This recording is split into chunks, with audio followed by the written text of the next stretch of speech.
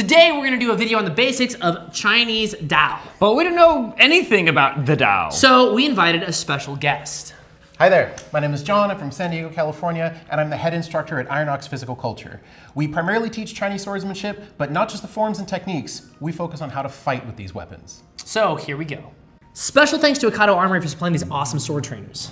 We are so glad to provide these tools for modern fencing in the Chinese sword community. We just want all of our sword friends to be able to get together, play, have fun, fight one another, because that's what it's all about. These are awesome because they're not only good for practice, but they're also durable enough to fence with. You can find these available at ocadoarmory.com. So before we start learning how to use these, we want to know a little bit about the history of this weapon. So the Dao goes back a couple thousand years in China. This was the primary battlefield weapon from about the Han Dynasty forward. Now, this is a particularly late example. This is an oxtail Dao, a Niu Wei Dao, so this is like a 19th century example. Okay. So this would be contemporary with a lot of saber systems. Oh, interesting. That y'all will be practicing. It does feel very sabery. Yeah. It's got a saber messer hybrid sort of thing. And once you start playing with the weapon, you're really gonna feel that. A lot of the techniques that you guys are probably familiar with, you're gonna see and be like, wait a minute, are you stealing from us? It's funny because every time you start doing a martial art, you're like, oh, it is a sword-shaped object, so it's gonna behave like a sword. Only so. But I am very excited to learn some of the Dao-specific techniques, so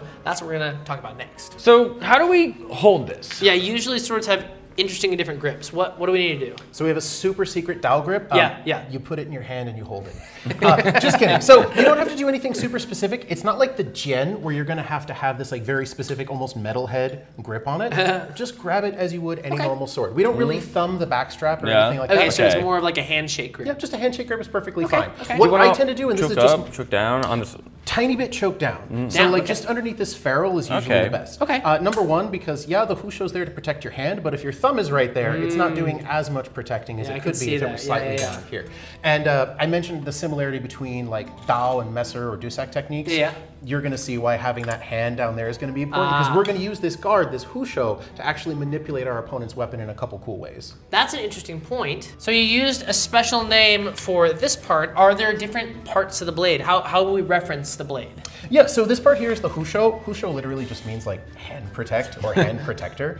The grip can be called the Bing. This is sometimes called like the Bing toe, the head of the handle, the pommel. This point here is the Dao Feng. Feng just means something like point. Sometimes the middle of the blade will be called like the Zhongren, like the middle edge. And then this bit is called the Dao Gun, the root of the sword. Okay. So in the same way that you have strong and weak, yeah. This has that same vibe, but using the term root, because root sounds cool. Root sounds good. Roots are strong. Sword tree. So because you guys are both familiar with how to fight with weapons like this at distance, and there will be a lot of crossover with those techniques, I think I want to focus on where this weapon really shines. So the Dao is usually described kind of like a hungry tiger. Okay. So this weapon, at least in my opinion, does especially well when I can put my hands on somebody. The distance that I hate the most. Grappling is scary. Tigers are scary. It's gonna get bad. Okay, all right, let's go. We're gonna do it. We're gonna get out of our comfort zone. So let's do some of that. Sure. So what I'd like to show you is a cool technique that I like to do to people that I like the least. Okay, let's Just go. kidding. So the position that I'm going to be in doing the technique is I'm going to be left foot forward, and I've got my tip forward, and my offhand is chilling by my shoulder here. So this is similar to the guard Eba in Joachim Meyer's Dusak. Okay. So if you've done that system, very, very similar.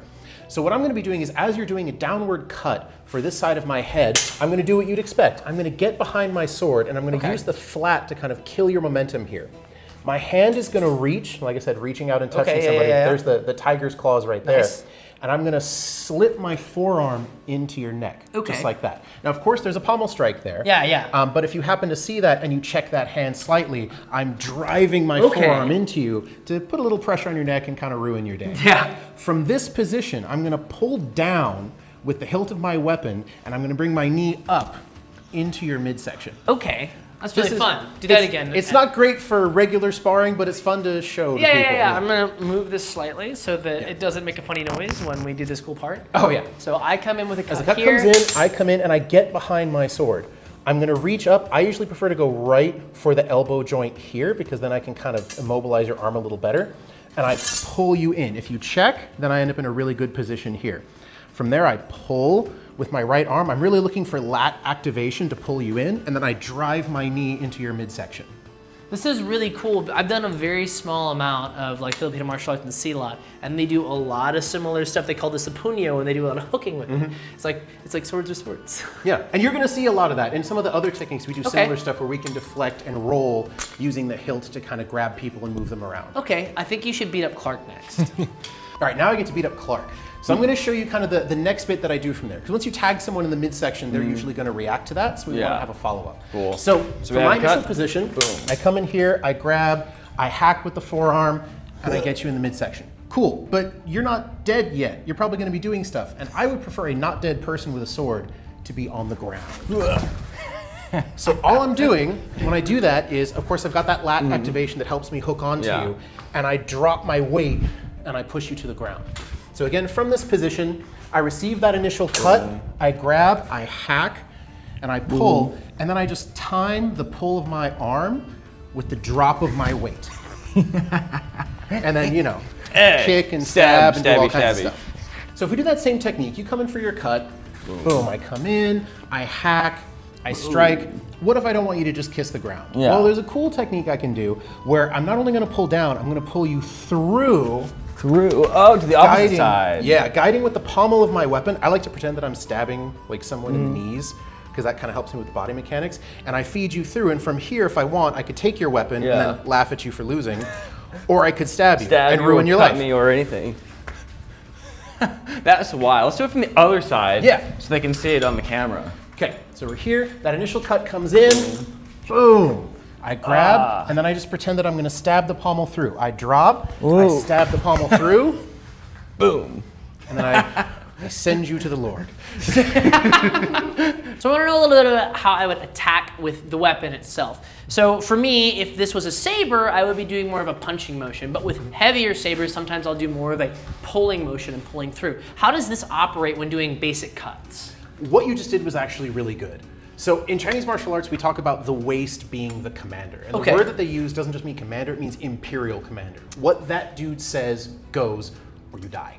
So literally every action you take, like the waist, like your pelvis, has to guide everything. So the way that you connected your whole body together, chain of the body, that's usually how we're going to attack. Not to say we don't have punchy motions, there are some in there, but this is a cutting weapon. There's a lot of shearing that happens. And again, this depends on the system, but at least for most of the Dao systems that I've done, there is a lot of like turning the waist and cutting through rather than just hitting the guy. Okay, that makes sense. But there are attacks that have that kind of percussive forward motion that we have in like Western swordsmanship. What would those look like? So that's kind of the most common cut you see in Daofa, or really any Chinese swordsmanship, is our P cut. P just means something like split, and it basically looks like this. Interesting. Did you use both hands for that action?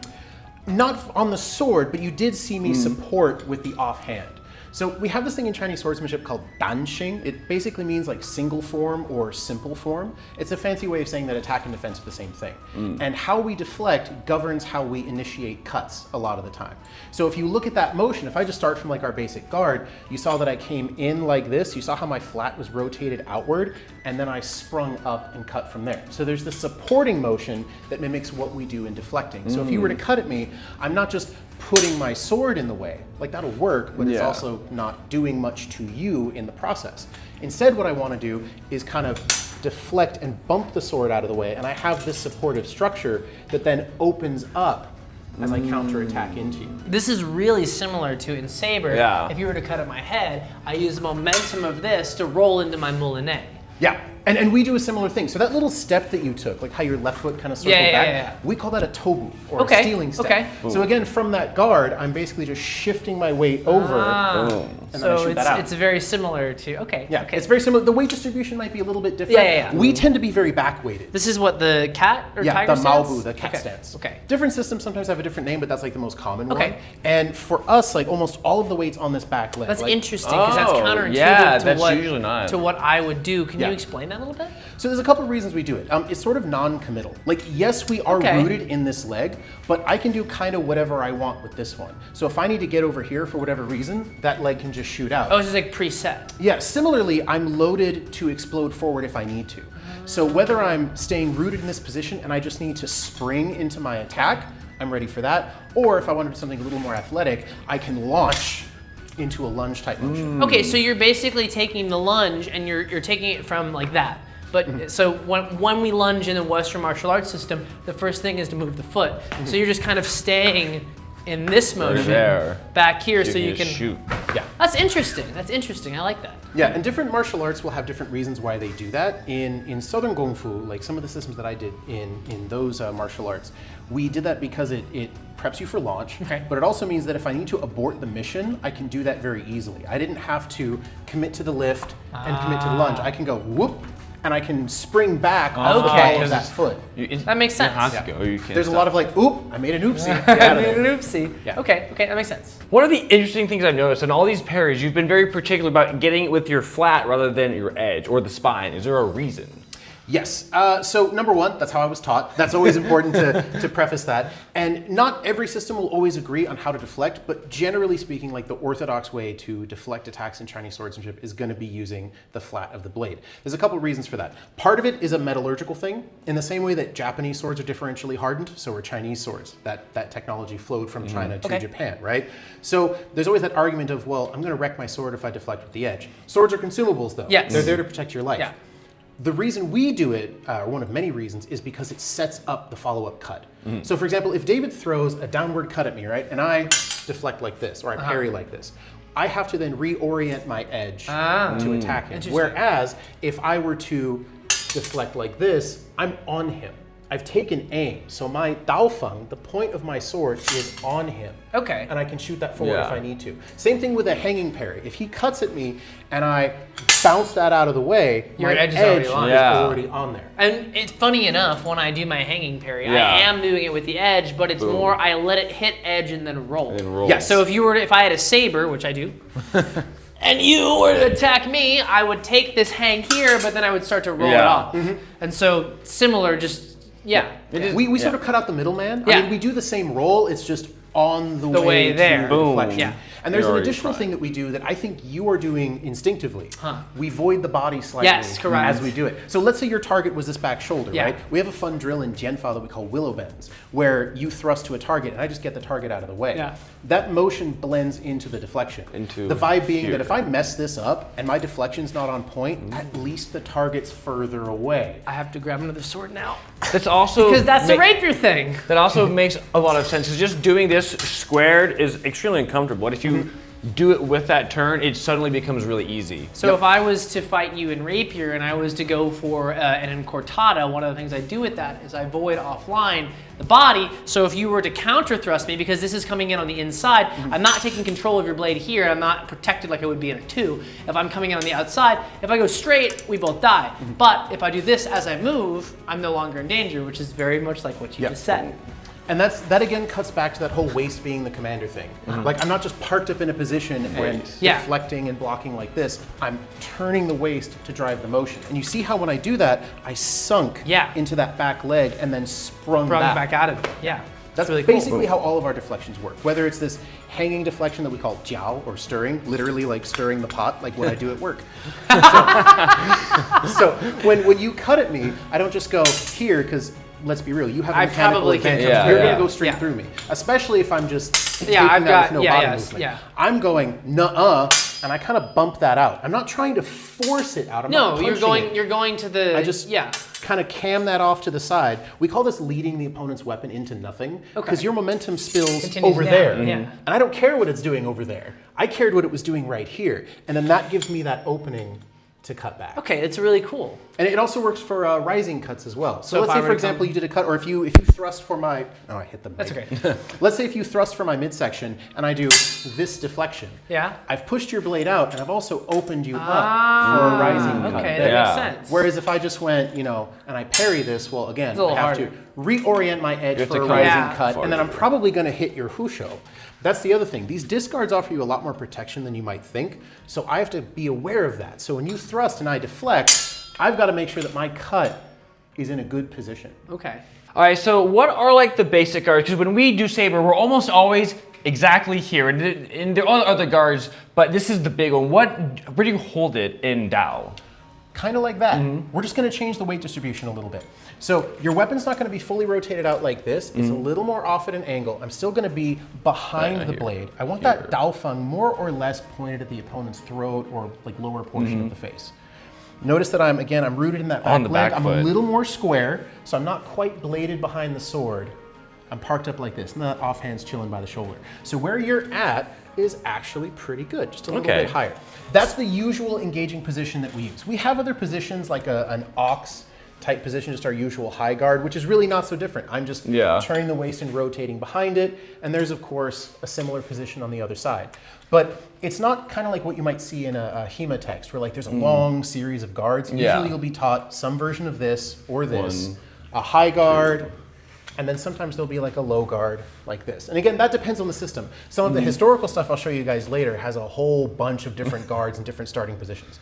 But for the systems of Dao Fa that I've done, it's primarily forward engaging guard like this, a high guard, oftentimes with the opposite foot forward, because again, in the historical context of the weapon, this would be used with a shield. Yeah. Okay. So I'm behind my tongue tie and thrusting and cutting. This is from one of there. my favorite a sword and shield positions. Yeah, you're parked up, you're ready to go. You're like, all right, come at me. And then imagine if you had a shield that was like 3 feet across. Okay. Like a rotella, rather than a buckler.